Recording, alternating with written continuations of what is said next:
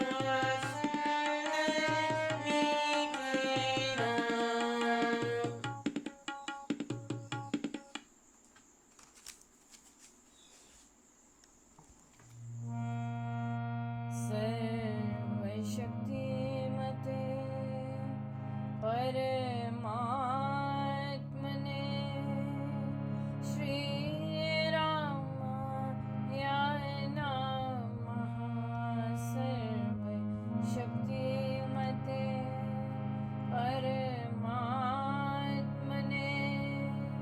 श्रीरामाय नमः। सर्वशक्तिमते परमात्मने श्रीरामाय नमः। सर्वशक्तिमते परमात्मने श्रीरामाय नमः। सर्वशक्तिमते परमात्मने श्रीरामाय नमः। सर्वशक्तिमते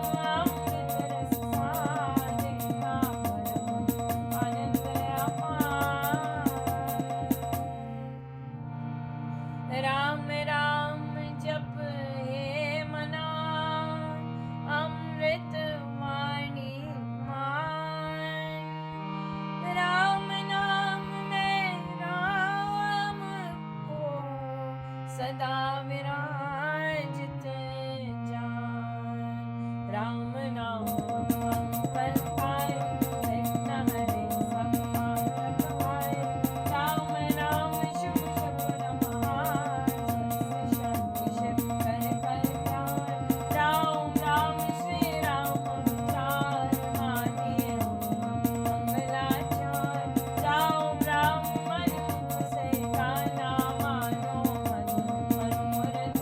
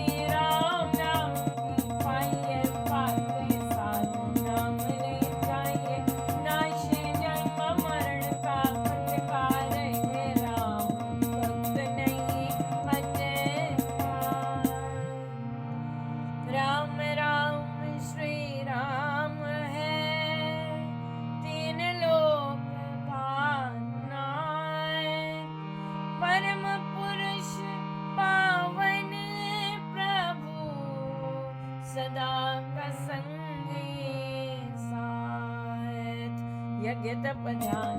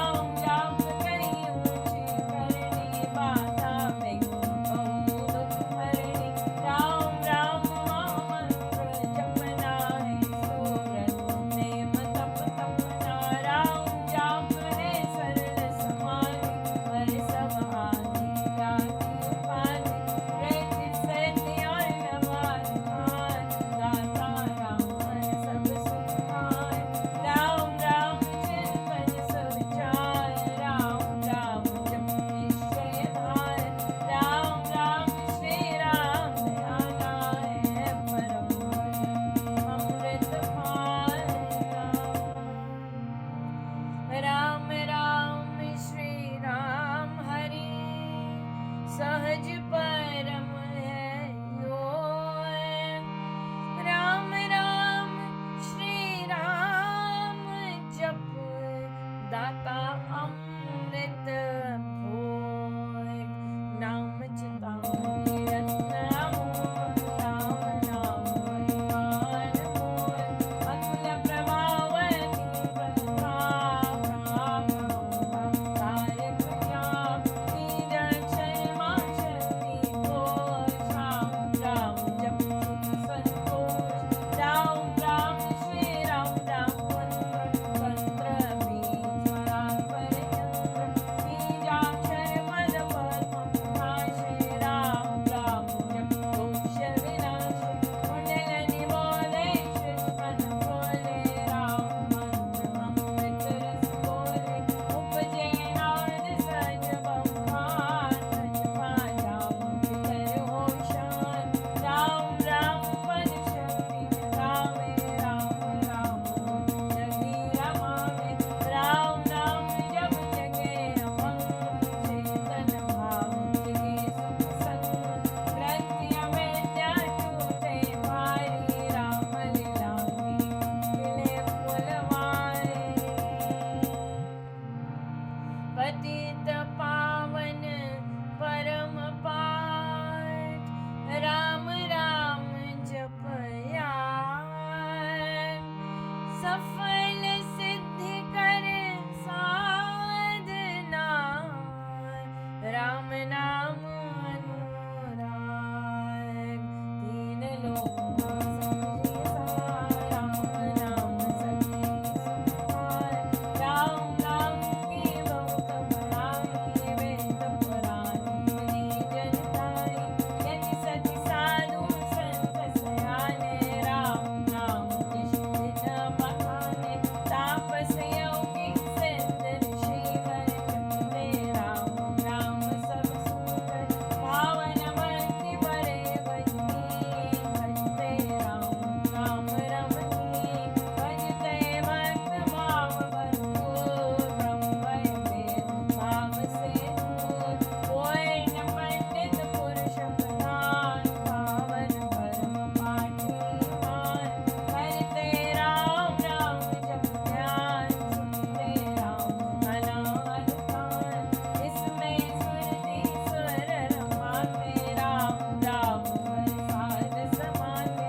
देव देवी गण देव विधाता, राम राम भजते गणधाता। राम राम सुमनि जन गाते, सुर संगीत से राम रिझाते। कीर्तन कथ करते वेदवान, सार सरस साधनवान। मोहक मंत्र अति मधुर, राम राम जप ध्यान। होता तीनों लोक में, राम नाम गुण गान। विद्या मंगल विद्मचार, विद्या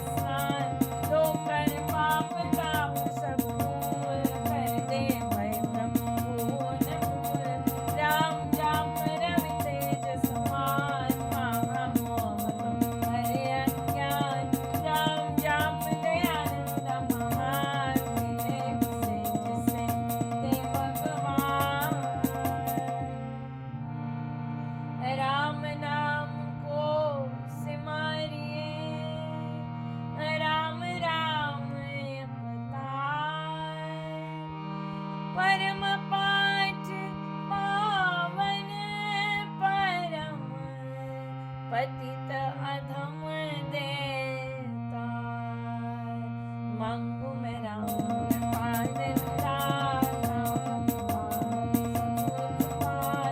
राम कृपाल अंत संभाल, राम प्रतिपाल, राम कृपा है उत्तर योग, राम कृपा है संयोग, राम कृपा सब साधन पर, राम कृपा संयम सतधर्म, राम नाम को मन में बसाना, सुखपत राम कृपा का है पाना, मन में राम धुन जब फेरे, राम कृपा तब ही अवतरे, रहूं मैं नाम में होकर लीन, जैसे जल में लीन अधीन, राम कृपा भरपूर मैं पाऊं, परम प्रभु कर नाम, भक्ति भाव से भक्त सुजान, बन पे राम कृपा का निधान, राम कृपा उस जन में आवे, जिसमें आवै राम बसावे, कृपा प्रसाद राम देने, काल व्याधि जन हर लेने, कृपा प्रसाद सुखा सुख स्वाद, राम नाम दे जगवान, प्रभु प्रसाद शिव शांति दाता, ब्रह्म धाम में आप पहुँचाता, प्रभु प्रसाद पावे वह प्राणी, राम राम जपे अमृत वाणी, औषध राम नाम की खाइए, मृत्यु जन्म के रोग मिटाइए, राम नाम अमृत रस पान, देता अमर मज्जल निर्वाण। राम राम धुन गूंज से भव भय जाते भाग, राम नाम धुन ध्यान से सब शुभ जाते जाग। मांगू मैं राम नाम वरदान, करता निरंतर का कल्याण, देव बार बर जन्म का, भक्ति प्रेम अनुराग सूनो, करूं तेरा यारी है, चरण पड़े में, अपना पवित्र बेचान, कीजिए भगवत नाम प्यार, राम नाम नहीं वे बेकार, जोते अधर्मी हम अत्यार, कपटी कुटिल कुकर्मी अनेक, कर गए राम नाम लेके, कर गए धृति दारुणाहीन, कर्म कर्म में रज अभिहीन, राम राम श्री राम जप जाप, हुए अतुल विमल आपाप, राम नाम मन मुख में बोले, राम नाम भीतर पट खोले, राम नाम से कमल विकार, सोवे सब साधन सुख रास, राम नाम गज भीतर बसे, सांस सांस नस नस से रस, सपने में भी न बिसरे नाम, राम राम श्री राम राम राम। राम नाम के मेल से सद जाते सब काम, देव देव देवे यदा, दान महासुख धाम। अहो मैं राम नाम धन पाया, कान में राम नाम जब आया, मुख से राम नाम जब गाया, मन से राम नाम जब ध्याया, पाकर राम नाम धन राशि, घोर अविद्या विपद विनाशी, पड़ जब राम प्रेम का फूल, संकट संशय हो गए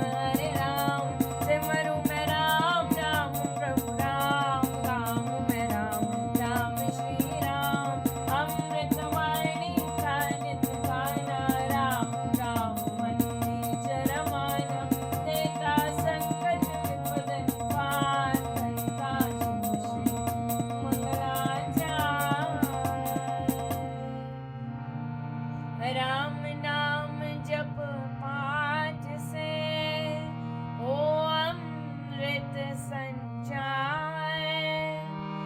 राम धाम में प्रीति हो सुगुण गण का विस्तार। तारक मंत्र राम है जिसका सुफल अपार। इस मंत्र के जाप से निश्चय बने निस्तार। तारक मंत्र राम है जिसका सुफल अपार। इस मंत्र के जाप से निश्चय बने निस्तार। बोलो राम बोलो राम बोलो राम राम राम बोलो राम बोलो राम बोलो राम राम राम। श्री राम श्री राम श्री राम राम राम। श्री राम श्री राम श्री राम राम राम। जय जय राम जय जय राम जय जय राम।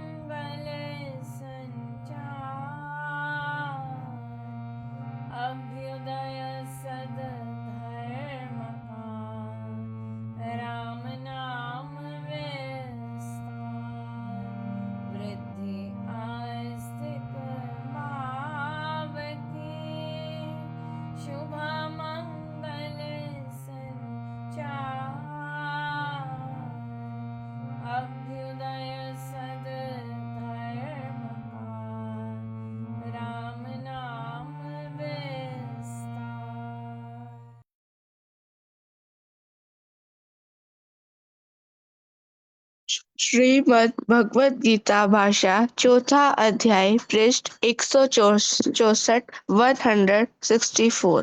सब कर्मों में संशय करने से दोनों लोक और सुख नहीं रहते। संशय मनुष्य में कुसंग और कुतर्क से उत्पन्न होता है। बहुत बढ़ जाने से वह मनुष्य को भ्रमशील, अस्थिर चित्त, अविश्वासी, भीरु और दुर्बल बना देता है। इसलिए संशय सुख मात्र का नाशक कहा जाता है। जय जय राम।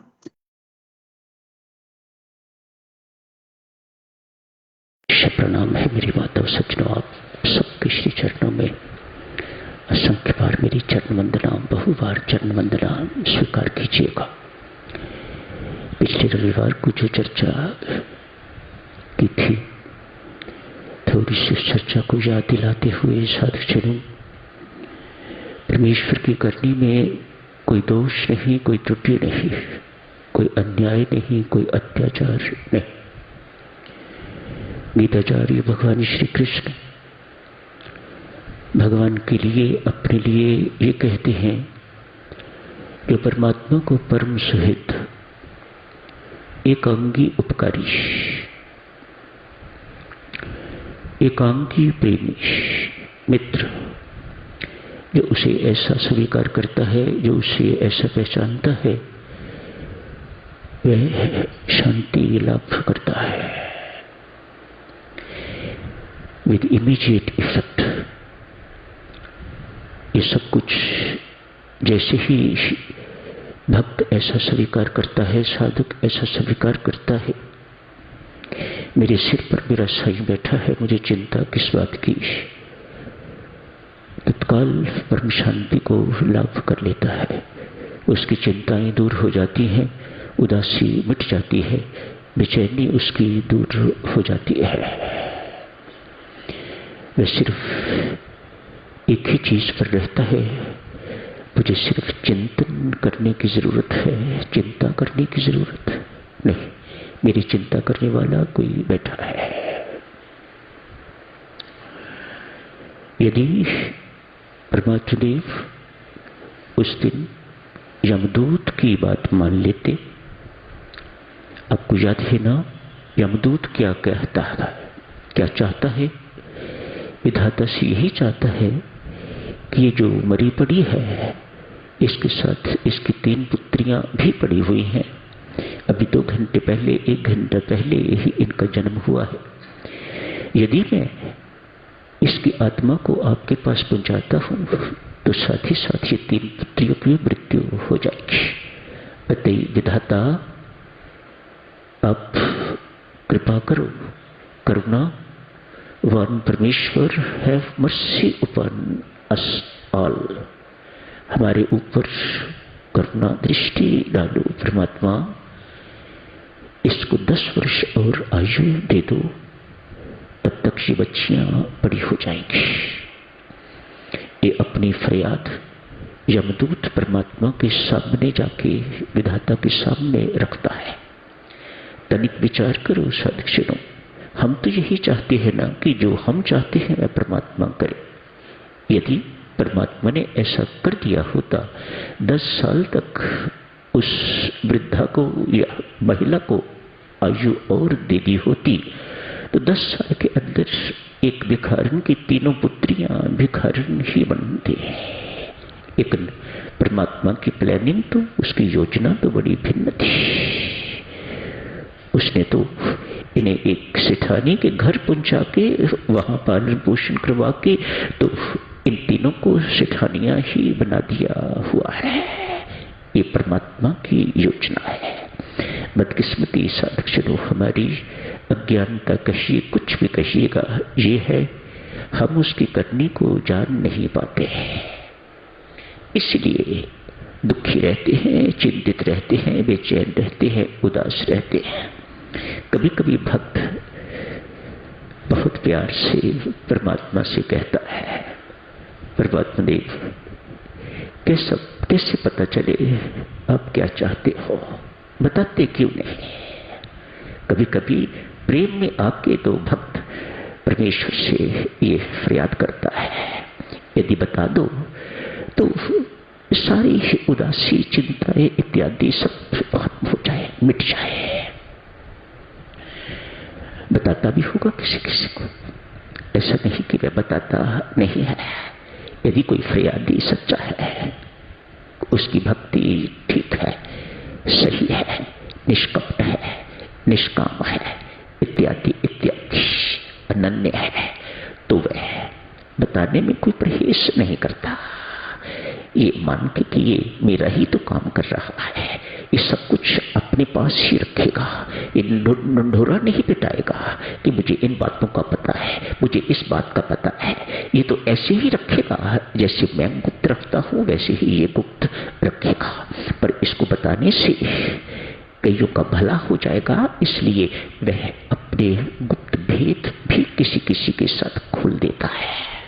ये परमात्मा की अनुकंपा है, ये उस भक्त की कोई महिमा नहीं है, परमात्मा की अहेतु की कृपा है उसके ऊपर कि वह ऐसा उसके साथ करने लग गया है। परम सुहृद है परमात्मा। ऐसी जानकारी साधुजनों हमें तुरंत परम शांति प्रदान करती है। साधुजनों ऐसा ना हो तो व्यक्ति क्या करे, एक सामान्य व्यक्ति क्या करे? हमारे जैसा व्यक्ति जिनको परमात्मा की योजनाओं का कोई बोध नहीं होता, कोई पता नहीं चलता, तो वह दुखी व्यक्ति क्या करे? वह असमंजस के समय क्या करे? राजा रघु हुए हैं, प्रभु राम के पूर्वज, राजा दशरथ के भी पूर्वज, जिनके नाम से रघुकुल चला है। मन ही मन हुआ, बहुत हो गया राजपाट। इस संसार में तो व्यक्ति काम, क्रोध, लोभ, मोह इत्यादि से वासनाओं से घिरा रहता है। यह रह के काम नहीं चलने वाला, कहीं मुझे एकांत में जाना चाहिए परमात्मा की भक्ति करने के लिए, तपस्या करने के लिए। आज सब कुछ अपने पुत्र को सौंप के, राज्य इत्यादि सब कुछ अपने पुत्र को सौंप के तो किसी निर्जन स्थान पर जंगल में राजा रघु चले गए। वहां जाके तपस्या का शुभारंभ कर दिया है। कैसा जीवन होगा तनिक कल्पना करके देखिएगा। कहाँ राजसी जीवन, राज्य भोग, और कहाँ पता नहीं पत्ते मिलते होंगे खाने को, या कोई खाना कोई दे जाता होगा। परमेश्वर की बातें परमात्मा ही जाने, हम तो सिर्फ गैस ही कर सकते हैं कि राजा रघु की क्या हालत वहां होती होगी। रोज खाना मिलता भी होगा कि नहीं मिलता होगा, कैसे जीवन यापन होता होगा सिर्फ साधना पर। कैसे जीवन यापन हो रहा है सिर्फ साधना पर। एक बहुत उच्च कोटि के तपस्वी बन गए हैं राजा रघु, आज तपस्या में लीन है। तो क्या देखते हैं, एक विप्र, एक ब्राह्मण भागते भागते आए हैं। त्राहिमाम त्राहिमाम त्राहिमाम, मेरी रक्षा कीजिए रघुराय, मेरी रक्षा कीजिए राजा रघु, मेरी रक्षा कीजिएगा। अब खुश, क्या बात है, आप ऐसा क्यों कह रहे हो? कहा मेरे पीछे राक्षस बना हुआ है, वह मुझे खा जाएगा, मुझे बचाइएगा। आप निर्भय हो जाओ, बैठो आराम से, वह राक्षस तुम्हारा कुछ नहीं बिगाड़ सकेगा। तुम मेरी शरण में आ गए हो और तेरी रक्षा करना है मेरा धर्म है, मैं तेरा बाल बांका नहीं होने दूंगा। आराम से बैठ। उतनी देर में हाफता हाफता राक्षस भी आ गया है। राजा रघु से कहता है, राजन ये मेरा शिकार है, इसे मेहरबानी करके मुझे लौटा दीजिएगा। नहीं, ये मेरा शरणागत है, ये मेरी चरण शरण में आया है, मैं इसे लौटाऊंगा नहीं। राक्षस कहता है, राजधिराज आप तपस्वी हो गए हो, अतएव निर्वैर हो, किसी के प्रति आपका वैर नहीं है, मेरे प्रति वैर क्यों? आप सब में परमात्मा देखने वाले हो। देखो साधक जनों, एक साधक के जीवन में, एक तपस्वी के जीवन में, एक संत के जीवन में, एक सामान्य व्यक्ति के जीवन में किस प्रकार की चीजें आके तो प्रस्तुत होती हैं, कैसी समस्याएं प्रस्तुत होती हैं, लोग कैसे कैसे तर्क देते हैं समझाने के लिए, इत्यादि इत्यादि। ऐसी ही समस्या इस वक्त राजा रघु के सामने है। आप निर्वैर हो, आप सब में परमात्मा देखते हो, आप एक की रक्षा कर रहे हो और दूसरे की जान ले रहे हो, आपको पाप लगेगा। मेरा भोजन है, इसे मुझे दीजिएगा, मैं इसे खाऊंगा, आप इसे बचाइएगा मत, आपको पाप लगेगा, मैं मर जाऊंगा। राजा रघु सोच में पड़ गए। ये बात जो भी ये कह रहा है शास्त्र के अनुसार कह रहा है। ऐसे असमंजस में हम अनेक बार होते हैं,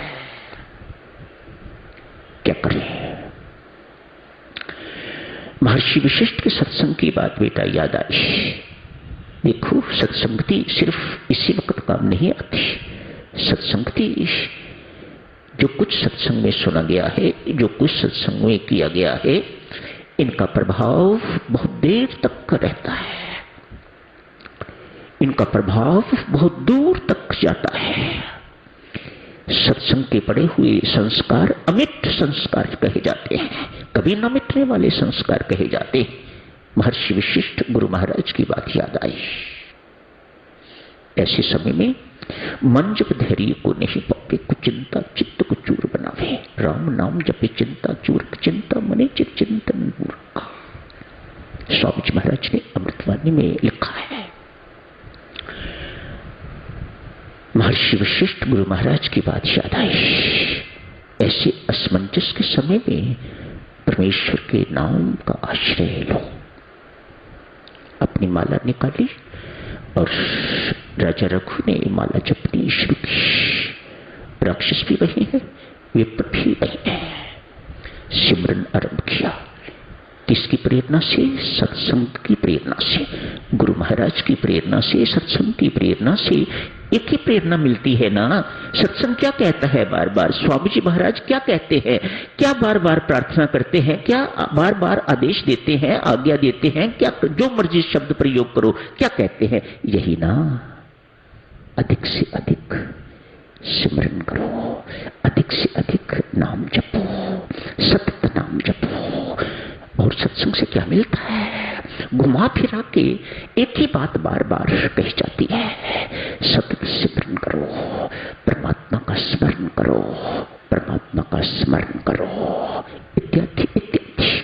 माला निकाली, परमात्मा का नाम जपना, राम राम जपना शुरू किया।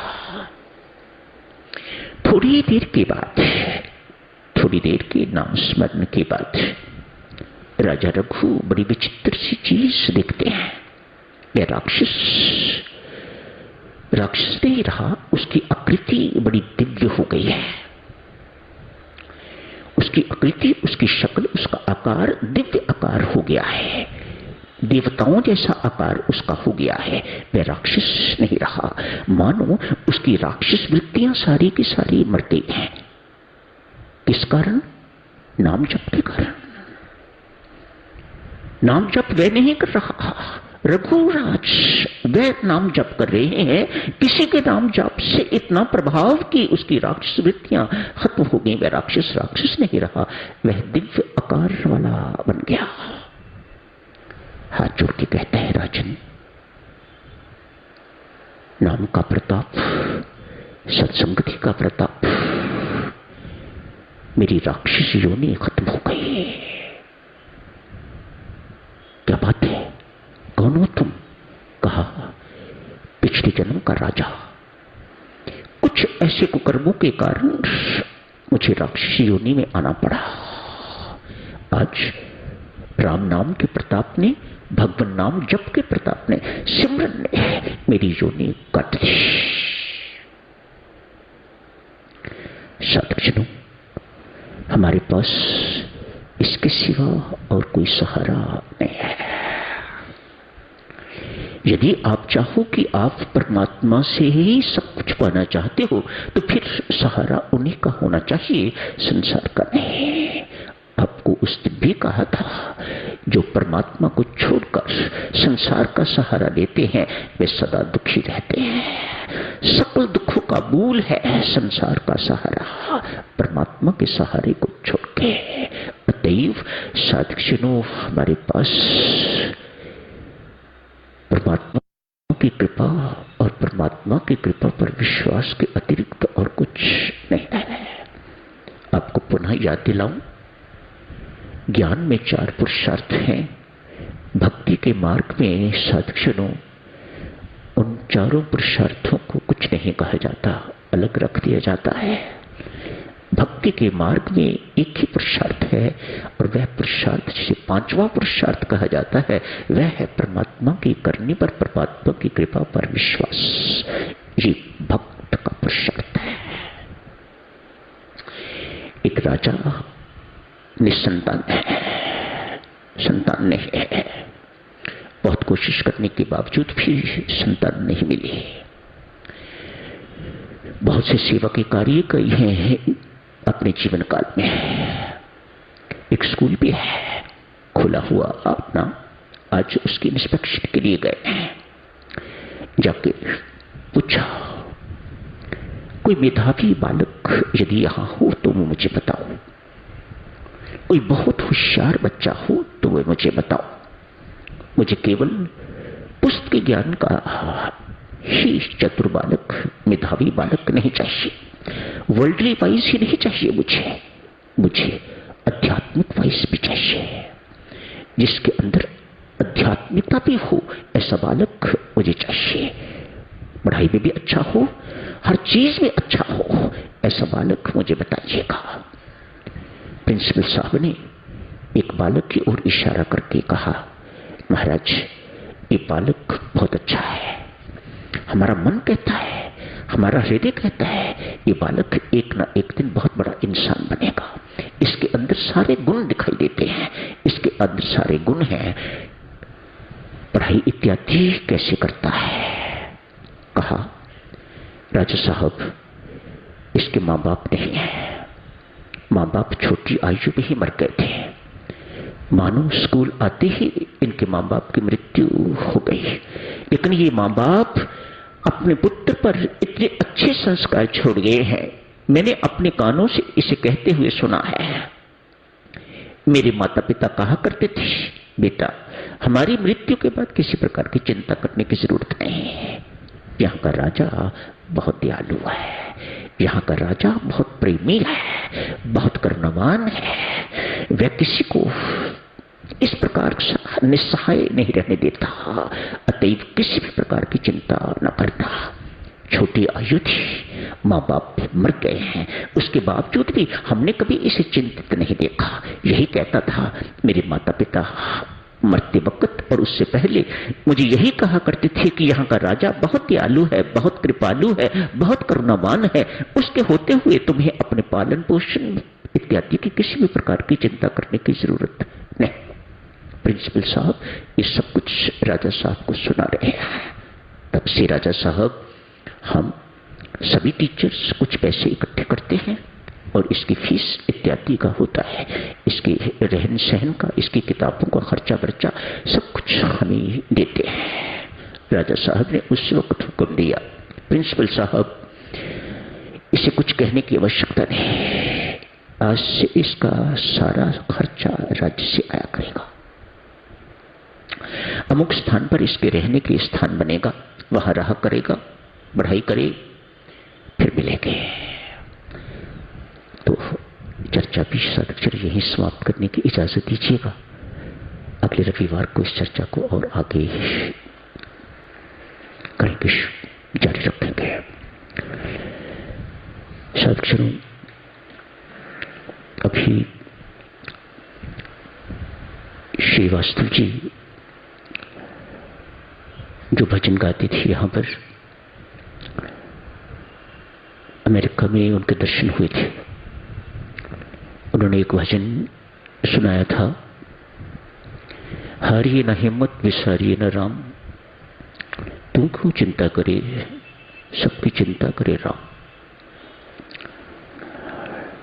अगले दिन जब मुझे मिले तो मैंने उनसे कहा, ये 2 पंक्तियां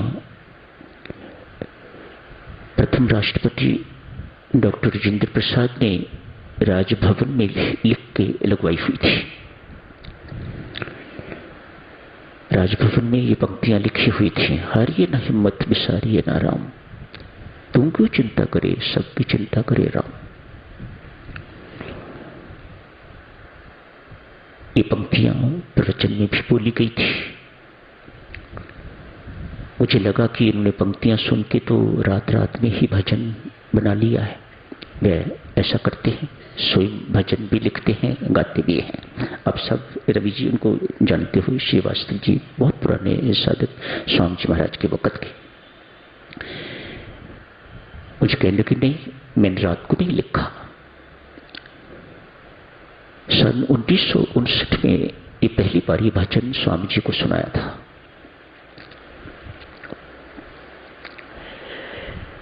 उसके बाद 1968 में पुष्य प्रेम जी महाराज को सुनाया था। महाराज लुधियाना गए हुए थे, मैं भी वहां था, तो दूसरी बार भजन वहां सुनाया था। तीसरी बार अब 2011 में हम सब सुन के आए हैं ये भजन।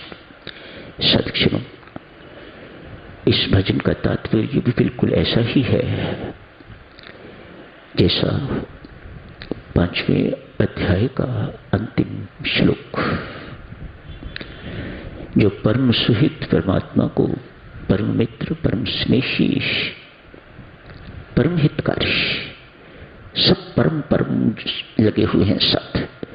परम हितकारी जो मानता है, स्वीकार करता है, वह परम शांति को लाभ करता है। यही समाप्त करने की इजाजत दीजिएगा। धन्यवाद।